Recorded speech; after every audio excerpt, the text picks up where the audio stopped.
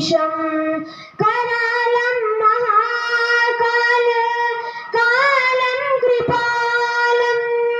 गुणागार संसार पारं नतोऽहं तुषाराद्रिशं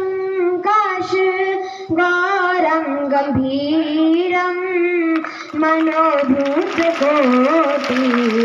प्रभासी शरीरम् अश्वन्नमाली कलल्नि चारुगङ्गा लसत्कालबालेन्दु कण्ठे भुजङ्गा जलत्कुण्डलं भ्रू सुनेत्रं विशालं प्रसन्नाननं नीलकण्ठं दयालु मृगधीशचर्मां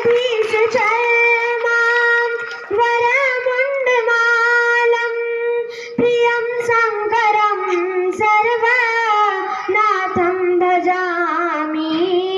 प्रचण्डं प्रकृष्टं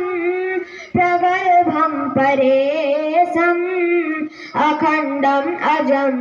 भानुकोटिप्रकाशम्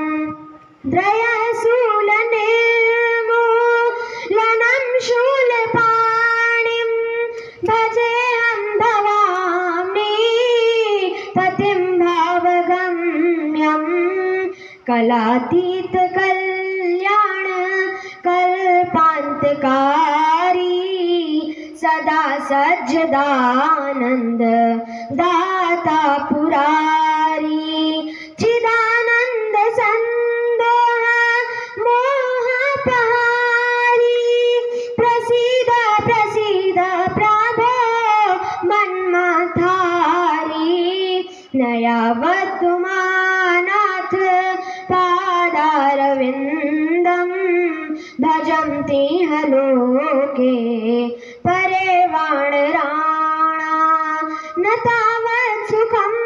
शान्ति सन्तापनाशं प्रसीद प्रसीद प्रभो भूताधिवासं न जानामि योगं जपं नैव पूजा नतोऽहं सदा सर्वदा शम्भुतुभ्यं जराजन्म